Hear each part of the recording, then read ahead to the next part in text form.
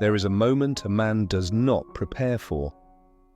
Not when you cry, not when you beg, not even when you leave. The moment that breaks him is when you stay calm, and he realizes he can no longer move you from the inside. Because for a long time, what he had wasn't just your love, it was access to your softness, your patience, your second chances, access to the version of you that would explain, forgive, adjust, just to keep the connection alive. And then one day, you don't fight. You simply become still. And in that stillness, something in him starts to panic, not because he suddenly loves you more, but because the old lever doesn't work anymore. The guilt doesn't pull you back. The silence doesn't bait you. The almost text doesn't hook you. This is not comfort. This is recognition.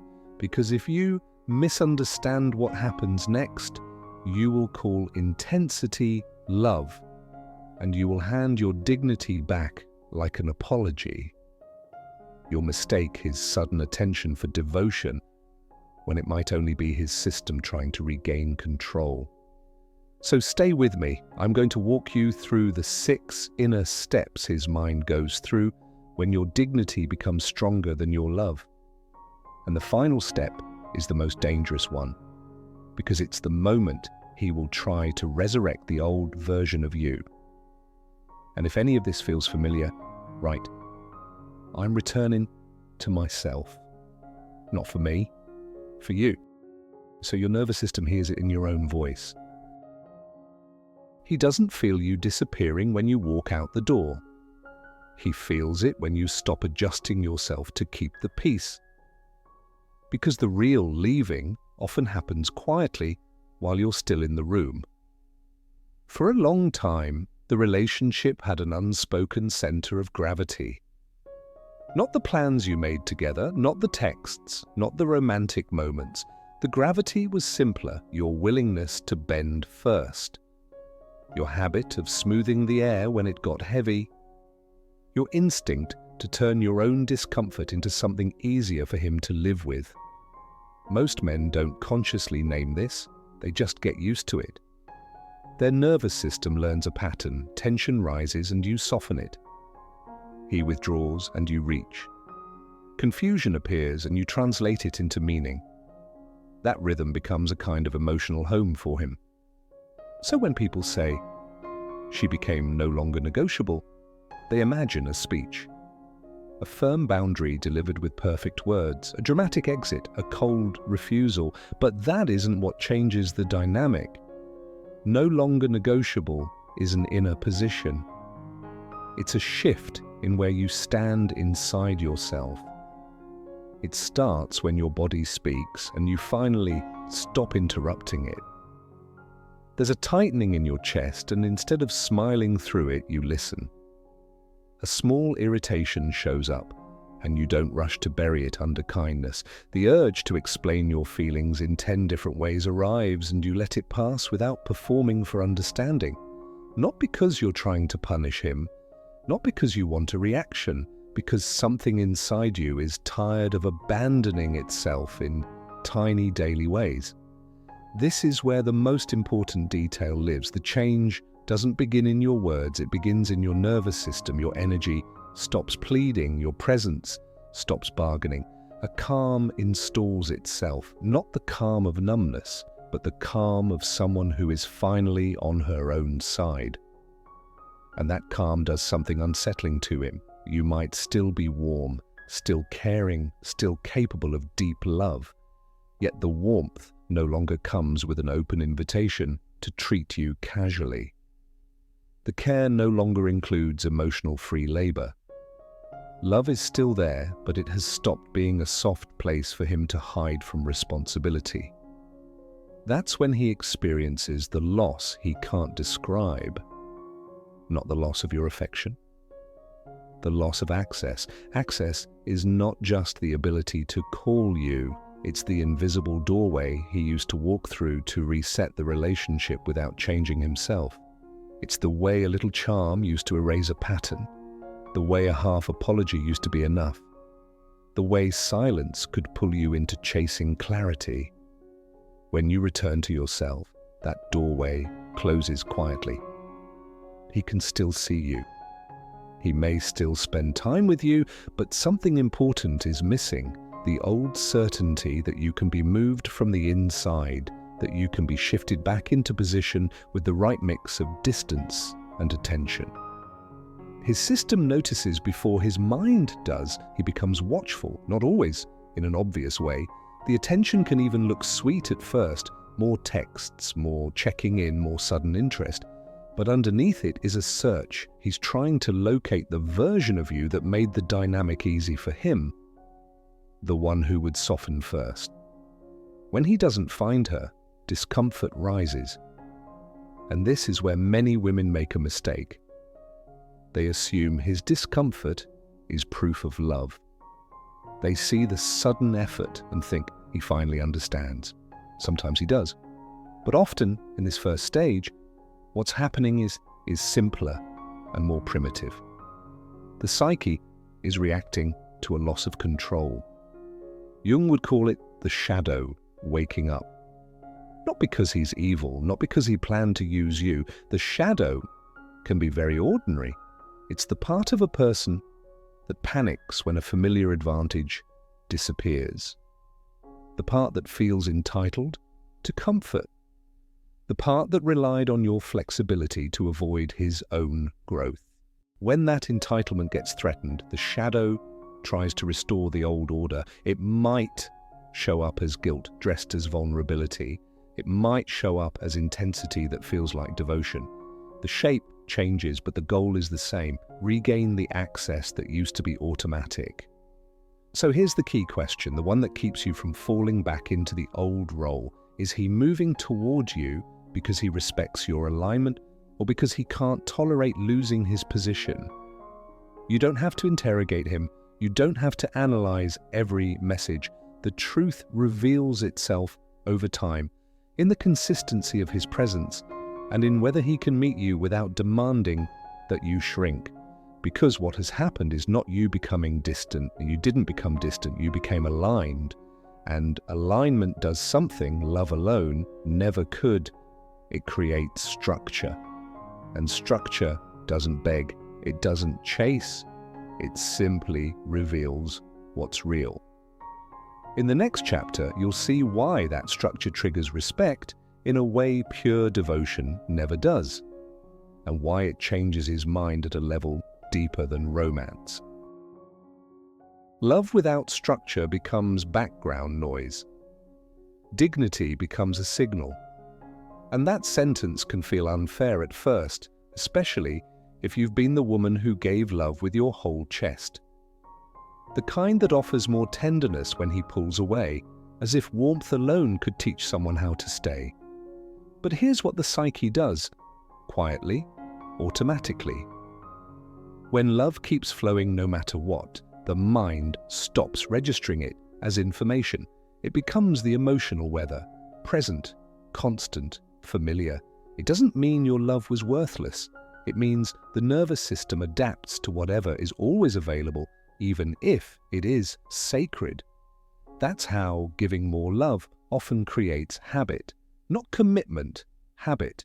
He learns the pattern. He can drift, return, drift again. And the relationship still remains emotionally funded by you. Your devotion becomes the safety net beneath his inconsistency. Not because you intended it that way, because love, without shape, tends to overflow. And what overflows gets taken for granted. Dignity changes this, not by becoming harsh, but by becoming defined. It creates contour. Contour is the invisible edge of your inner world, the place where your self-respect begins to hold its ground. It's not a threat, it's not a performance. It's the difference between a heart that is open and a heart that is open with discernment. When dignity arrives, your love does not disappear. It simply stops being your only language. Your nervous system starts sending a new message. I can care deeply, and I will not abandon myself to prove it. That message is what he feels, even if he can't explain it. The moment access becomes uncertain, something shifts in him. The mind that was relaxed inside your emotional flexibility enters a different mode, less romantic, more strategic. Not because he's calculating like a villain, but because uncertainty activates evaluation. He begins measuring the bond in a new way. He notices how you respond now, how you don't rush to repair every crack. He registers the difference between your calm and your old over-functioning. He starts comparing the present version of you to the one who used to adapt around his comfort. And this is where many women get confused. It can look like he woke up. It can sound like sudden respect. It can even resemble devotion. Sometimes it is growth, but in this stage, it's often something simpler, the psyche reacting to form, because form creates consequence. When your love had no contour, he could remain largely the same. There was no internal pressure to rise. Your kindness covered the gaps. Your patience softened the edges. Your understanding kept translating his half-effort into potential. Then dignity arrives, and the translation stops. What's left is reality, and reality forces position. This is why dignity triggers respect more than love ever did. Respect is not built by how much you give. Respect is built by what you refuse to trade away, even for someone you adore. That refusal doesn't have to be loud. It often shows up as a subtle steadiness, a clean no that doesn't beg to be negotiated. A decision you make without trying to convince him it's reasonable. The energy shifts from "please understand me" to "I understand myself." That shift becomes a signal to his psyche that you are not an emotional landscape he can wander through without cost. You are a person with shape, and shape demands response. Jung's lens sharpens this. The psyche respects what has form, not punishment, not coldness, form. Jung understood that boundaries are not cruelty, they are definition. They give the soul a frame to live inside. Without a frame, love spills into self-betrayal. With a frame, love becomes something that can actually grow because it has a container strong enough to hold it. So the real change isn't that you loved less, it's that you stopped loving in a way that erased you. That's the moment your presence stops feeling guaranteed. And once something is no longer guaranteed, it becomes visible again. Attention returns. Interest returns. Not always pure, not always mature, but awakened, because form woke it up. Here's the anchor that brings it all together. Your love was a gift. Your dignity is the container. And when the container appears, fear begins. Not the fear of losing you like an object. The deeper fear of realizing he may not be enough to keep you at this level of coherence. This is where he starts acting confusing, not because he's deep, because his identity is shaking. Up to this point, he could still tell himself a comforting story, that you're just in a mood, that you'll come around, that this is temporary. He could assume your dignity was a phase, not a new foundation. But once your presence carries structure, once your energy stops chasing, his mind enters a different territory. The fear that rises here isn't the childish fear of losing you like an object. It's more adult and more humiliating. What if I'm not enough for the version of her that has returned to herself? That question doesn't always surface in words. It shows up as behavior. His system starts sending mixed signals because it's trying to solve a new problem. How to keep you close without exposing his weakness. So you may feel him approach, then disappear. You may receive a message that feels intimate, followed by a silence that feels like punishment. He could be warm for a day and distant for a week. The tone shifts, the pace shifts, the energy becomes hard to read. It's not always a game. Often it's a test. Not a conscious test where he says, "Let me see if she's still soft." It's subtler than that. He drops a small hook into the water, an incomplete apology, a nostalgic memory, a casual "miss you," and waits to see whether you rush to make it safe again. If you respond the old way, he feels relief. The old map still works. If you don't, the fear grows sharper, because now he has to face something he has avoided for a long time: true accountability. And that is terrifying for an ego that has survived on comfort. Here's why it feels so intense for you to witness. Fear often disguises itself as passion. It borrows the language of love because love is the only socially acceptable way to explain the urgency. He may suddenly sound more emotional. He may act more attentive. He may even become possessive in small, subtle ways, asking questions he never asked before, checking details he used to ignore. To an untrained heart, this can feel like a breakthrough. Finally, he cares. Finally, he's afraid to lose you. But this is where many women get pulled backward, because intensity is seductive. It feels like proof. It feels like value. It feels like, I must matter because look how strongly he's reacting. Yet intensity can come from two very different places. One place is respect, where he recognizes your wholeness and wants to meet it. The other place is fear, where he senses his position slipping and wants to regain it. They can look similar at first. Both can bring attention, both can bring warmth, both can bring pursuit. The difference reveals itself in what happens after the first wave. Respect moves toward clarity. Fear keeps you in suspense. Respect doesn't require you to shrink to soothe him. Fear quietly hopes you will. So the question in this chapter isn't, how do I decode him? It's, can I stay anchored while his system trembles? Because that's the trap. Your old role may wake up here. The part of you that knows how to stabilize men, the part that thinks, if I just explain it better, he'll understand. But what he is facing now isn't your explanation, it's your coherence. And coherence is confrontational without saying a word. Your calm becomes a mirror. Your boundaries become a spotlight. Your non-reactivity becomes a question he can't escape. If she no longer needs me to regulate her emotions, what do I actually bring?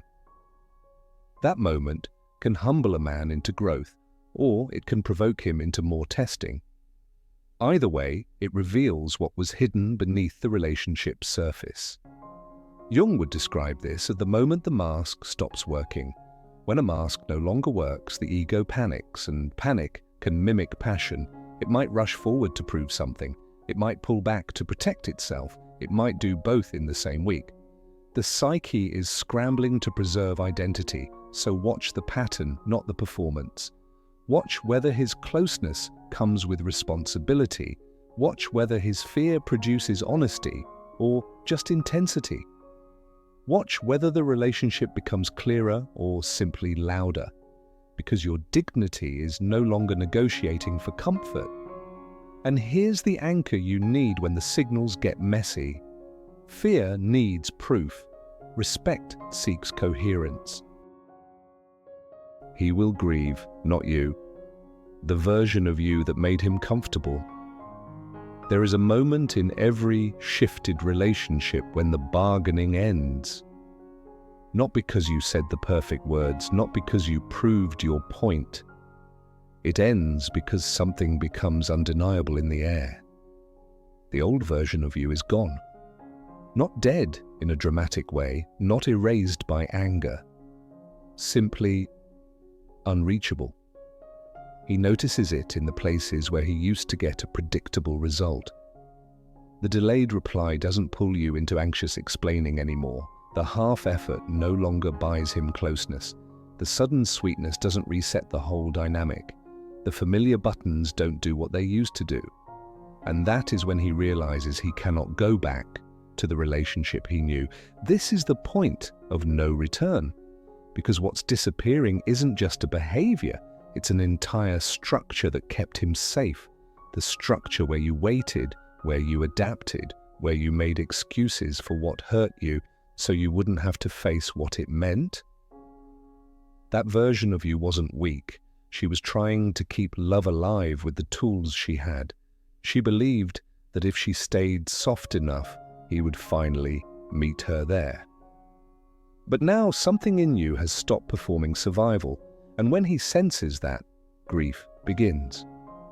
Not the grief of losing you as a person. The grief of losing a dynamic that required no emotional adulthood from him. Because the old dynamic was comfortable, even when it was messy, even when it was inconsistent. It still gave him something priceless, security without transformation. He could drift and you would stabilize the bond. He could remain emotionally underdeveloped, and your flexibility would cover the gap. When that disappears, he loses more than a girlfriend. He loses a position. And losing a position hurts the ego in a very specific way. It forces self-awareness. It forces him to see the truth behind the comfort. He was being held by your willingness to carry what he didn't want to carry. Your nervous system was doing labor his nervous system avoided. Now your system has stepped back into itself. So he feels exposed. This is where you may notice something strange. His behavior might become quieter, less testing, less push-pull, almost like he's finally tired. And underneath that tiredness is a decision forming. Not always conscious, not always spoken, but real. Because once he understands the old you isn't coming back, his psyche has only two paths. One path is growth. Growth looks like self-regulation, learning to handle discomfort without throwing it onto you. It looks like emotional responsibility, showing up consistently, not in waves, and it looks like respect that doesn't require you to shrink so he can feel big. This kind of growth is rare, but it happens, especially when a man realizes he's standing in front of a woman he cannot manipulate with old patterns because she's no longer negotiating her center for love. The other path is withdrawal, not necessarily an angry exit. Often it's a quiet fading, a slow retreat into distance because the level has risen and he cannot or will not meet it. Some men would rather lose the relationship than lose the identity they've been protecting. And this is the part that can hurt you if you don't understand it. His withdrawal does not mean your dignity was too much. It means the relationship was only stable when you were less. That truth can sting because it forces you to mourn too, not him, the fantasy, the future you kept imagining, the version of love you kept trying to earn. But at this point, something in you also begins to rest because the constant tension ends, the endless self-editing ends, the silent self-betrayal ends.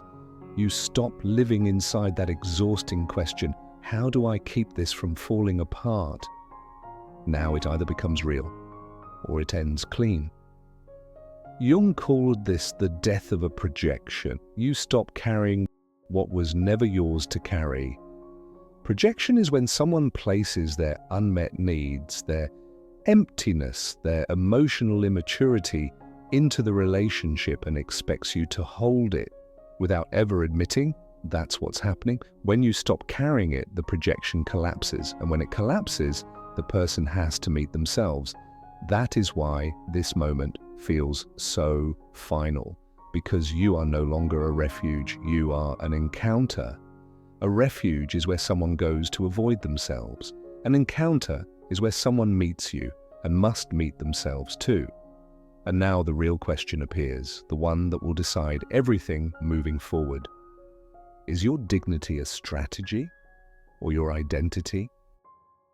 If you use dignity to get him back, it disappears. If you live it, it changes who you attract. This is the chapter where everything gets real, because it's the chapter where you can no longer pretend you're doing this for the relationship. Most women don't lose themselves in one dramatic moment. They lose themselves through small negotiations, the little edits, the tiny betrayals of the body, the quiet habit of making your needs sound softer so they'll be accepted, So when you start standing in dignity, the temptation is to treat it like a technique, to hold your ground just long enough to provoke his fear, to become unavailable to make him chase, to stay calm as a performance, not as a truth. And it works. For a moment, it creates movement, it creates attention, it creates a reaction. But the moment dignity becomes a tactic, your system knows, because tactics require strain. You start monitoring his responses. You start wondering if you're doing it right. And without realizing it, you're back in the same old place, organizing your inner world around him. Dignity cannot survive there. Real dignity is not a posture. It's an identity.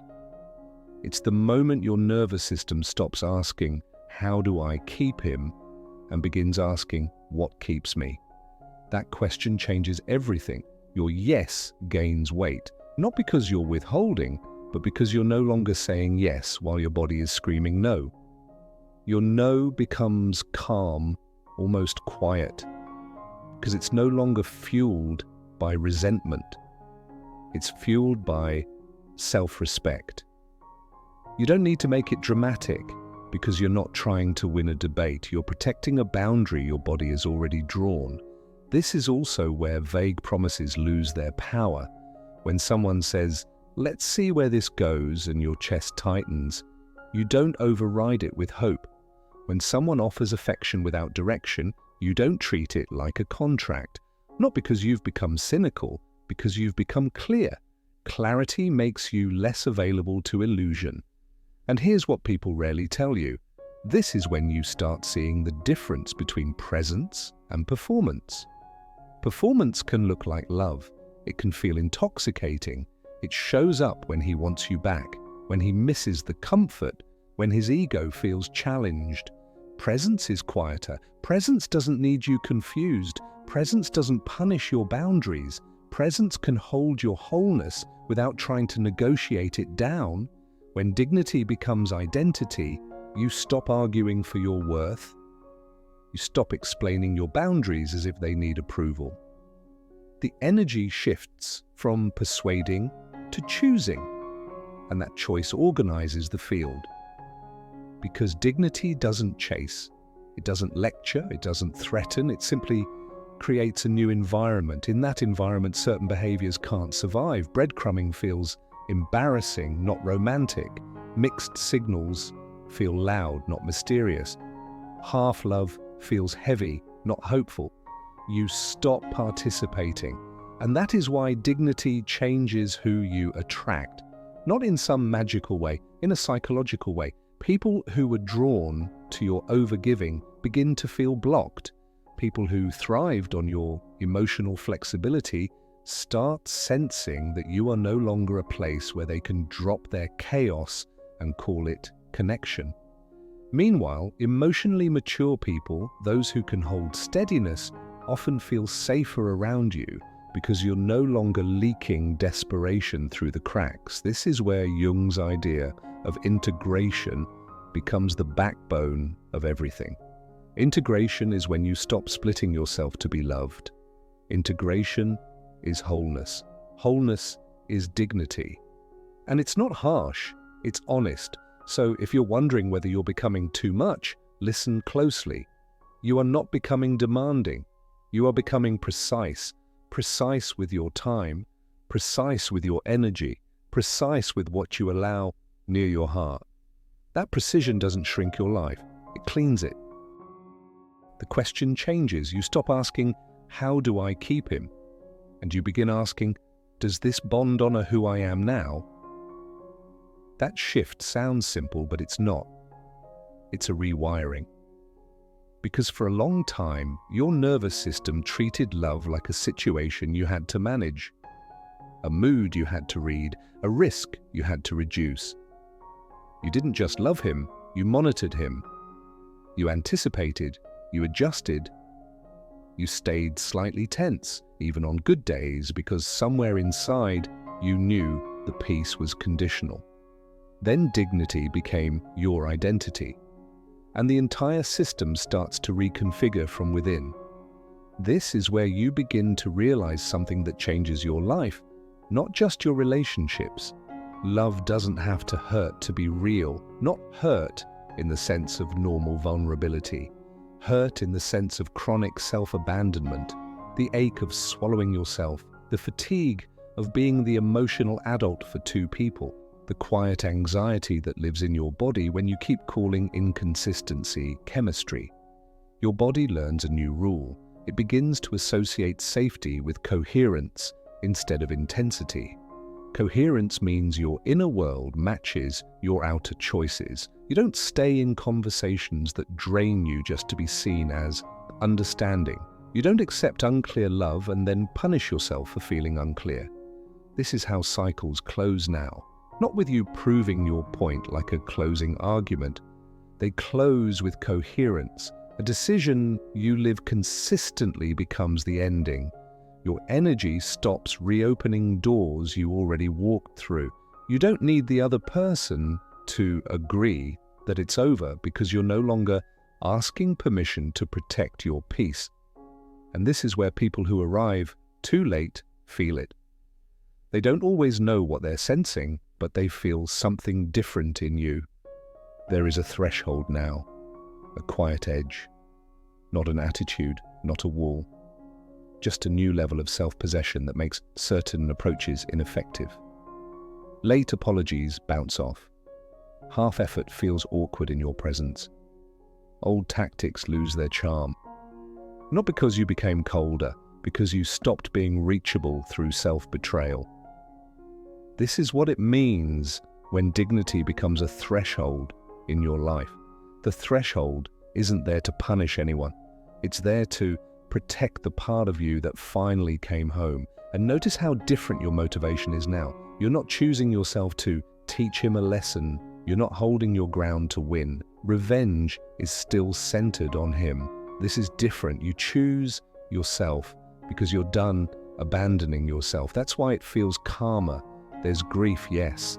There can be tenderness for what was real. There can be tears for what you hoped would happen. But underneath the grief is something you may not have felt in a long time. Internal quiet. The quiet that comes when you stop arguing with your own intuition. The quiet that comes when you trust your ability to leave what diminishes you, even if it once felt like love. This is the deepest level of power in the feminine psyche, not domination, not control, but inner alignment that does not need to announce itself. Jung had a name for this kind of transformation.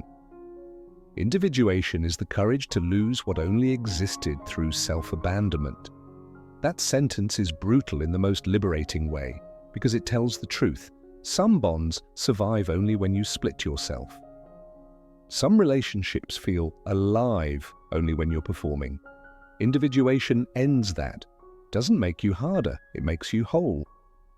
And wholeness is selective, not because it's arrogant, but because it's honest. It recognizes what is not mutual. It recognizes what requires you to shrink.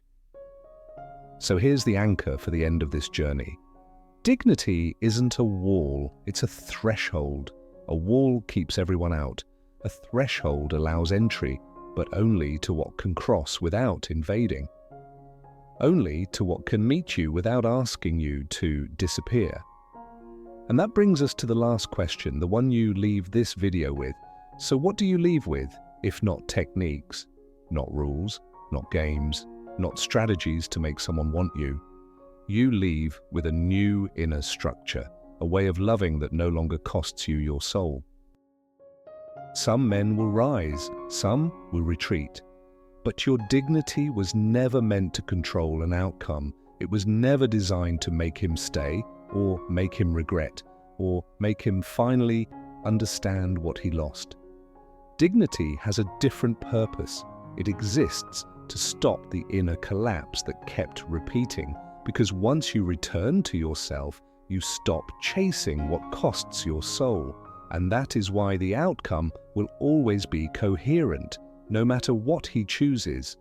If he rises, it will be because he meets you with maturity. If he retreats, it will be because the old version of you is no longer available to carry him. Either way, you win something deeper than a relationship. You win your center. Your dignity is not a barrier. It is a lighthouse. It simply shines so clearly that only the right kind of love can find its way home. And if you felt this in your body, comment the line you needed most. Was it, "I'm no longer negotiable," or "I stop asking how to keep him"? If you want more Jungian depth like this, subscribe. Because what you integrate once, you don't have to suffer twice.